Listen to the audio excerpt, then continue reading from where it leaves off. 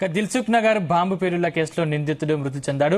Indian ముజాహిద్దీన్ ఉగ్రవాది సయ్యద్ మక్బూల్ మృతి చెందాడు. ప్రస్తుతం చర్లపల్లి జైల్లో ఖైదీగా సయ్యద్ మక్బూల్ శిక్ష అనుభవిస్తున్నాడు. అయితే అనారోగ్యంతో చికిత్స పొందుతూ గాంధీ ఆసుపత్రిలో మృతి చెందాడు. దేశవ్యాప్తంగా పలు బాంబు దాడుల్లో మక్బూల్ ఉన్నట్లు ఎన్ఐఏ గుర్తించింది. దిల్సుఖ్ నగర్ పేలుళ్ల కేసులో మక్బూల్ కు ఢిల్లీ కోర్టు జీవిత ఖైదు విధించింది. 6 నెలల క్రితం మక్బూల్ పై హైదరాబాద్ లో కేసు నమోదైంది. ట్రాన్సిట్ వారెంట్ పై ఢిల్లీ నుంచి మక్బూల్ ను అధికారులు హైదరాబాద్ కు తీసుకొచ్చారు.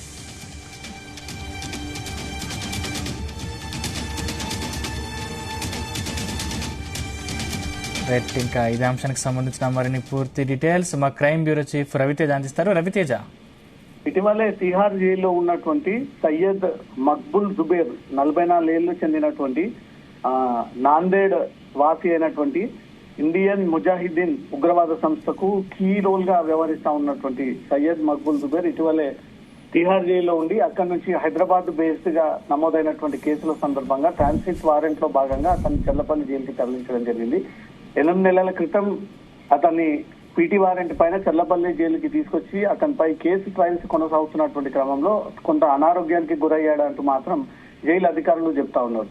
అతనికి మొదట బైపాస్ సర్జరీ అవ్వడము, అనంతరం 2 కిడ్నీలు ఫెయిల్ అవ్వడము, యూరిన్ తీసుకోవడానికి ఇబ్బందిగా ఉండడము, ఇతర అనారోగ్య సమస్యల కారణంగా కూడా తీవ్రంగా ఉండడంతో అతన్ని ముందుగా నిమ్స్ హాస్పిటల్ కి అక్కడి నుంచి కూడా మెరుగైనటువంటి చికిత్స గాంధీ ఆసుపత్రికి తరలించడంతో మొన్న ఉదయం తెల్లవారుజామున 5 గంటలకు కూడా సయ్యద్ మక్బుల్ జుబేర్ చనిపోయాడు అన్నట్లు కూడా జైలు అధికారులు అఫీషియల్ గా వారి కుటుంబ సభ్యులకు ఎన్ఐఏ అధికారులకు కూడా సమాచారం చేరవేసినట్టుగా తెలుస్తోంది.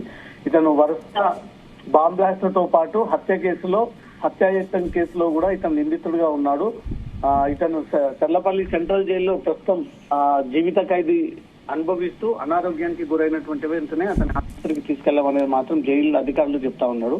2023 అక్టోబర్ లో ఎన్ఐఏ కోర్టు, ఢిల్లీ చెందినటువంటి ఎన్ఐఏ కోర్టు ఇతనికి 2013 దిల్సుఖ్ నగర్ బాంబ్ బ్లాస్ట్ కి సంబంధించి జీవిత ఖైదు విధించడం జరిగింది. దిల్సుఖ్ నగర్ బాంబ్ బ్లాస్ట్ కేసులో మొత్తం 18 మంది ఈ బాంబ్ బ్లాస్ట్ లో చనిపోగా 130 మంది కూడా సీరియస్ గా ఇంజూర్ అయినటువంటి విషయం అందరికీ తెలిసిందే.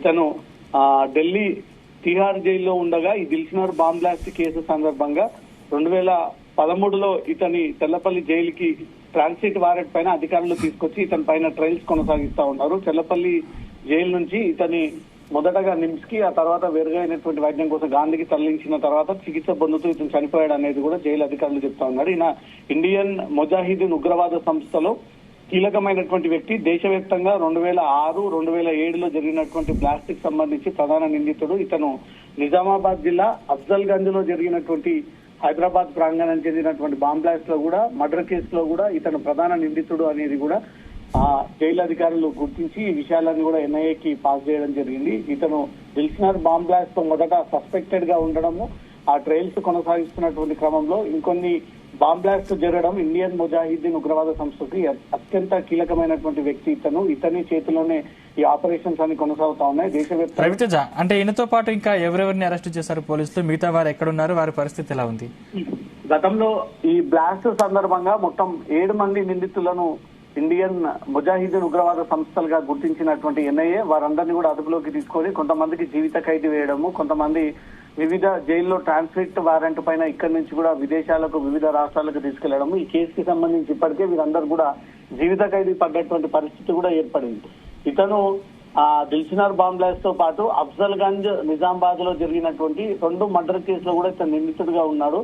తర్వాత ఇతర రాష్ట్రాలలో జరిగినటువంటి బాంబ్ బ్లాస్ట్ లో కూడా ఇతనికి ఇన్వాల్వ్ అయి ఉన్నారు. దిల్సుఖ్ నగర్ బాంబ్ బ్లాస్ట్ కేసులో ఇప్పటికే రాష్ట్ర ప్రజలందరినీ కూడా కుదిపేసినటువంటి ఘటన. అమాయకమైనటువంటి ప్రజలు, విద్యార్థులు తమ కోచింగ్ వెళ్ళినటువంటి ప్రాంగణం, అక్కడ 18 మంది స్పాట్ లో చనిపోగా 130 మంది కూడా ఇంజూర్ అయినటువంటి విషయం అందరికీ తెలిసింది. ఇది 2013లో జరిగినటువంటి బాంబ్ బ్లాస్ట్ కేసు. ఆ కేసులో కూడా ఇతను కుట్రదారి, ఇతని ఆపరేషన్ మేరకే Yasin Bhatkal and team members అక్కడ బాంబుని, ఎక్స్ప్లోజివ్స్ ని అమర్చారు అనేది కూడా ఎన్ఐఏ ఇతని పైన అభియోగాలు మోపుతూ ఇతన్ని సస్పెక్ట్ కింద అరెస్ట్ చేయడం జరిగింది. దేశంలో జరిగినటువంటి పలు బాంబ్ బ్లాస్ట్ కేసులు కూడా ఇతను మక్బుల్ జుబేర్ నిందితుడిగా ఉన్నాడు. ఇతని హస్తం ప్రత్యక్షంగా ఉంది అనేది కూడా ఎన్ఐఏ గుర్తించి ఇతనికి 2 సార్లు జీవిత ఖైదు విధించడము, పీటీ వారెంట్ పైన చల్లపల్లి తీసుకొచ్చిన తర్వాత ఇతను ఆసుపత్రికి తీసుకెళ్తుండగా అనారోగ్యానికి గురైనటువంటి వెంటనే చనిపోయాడంటూ కూడా జైలు అధికారులు అఫీషియల్ గా దీన్ని ధృవీకరించడం జరిగింది. Sandeep. Right, thank you Raviteja.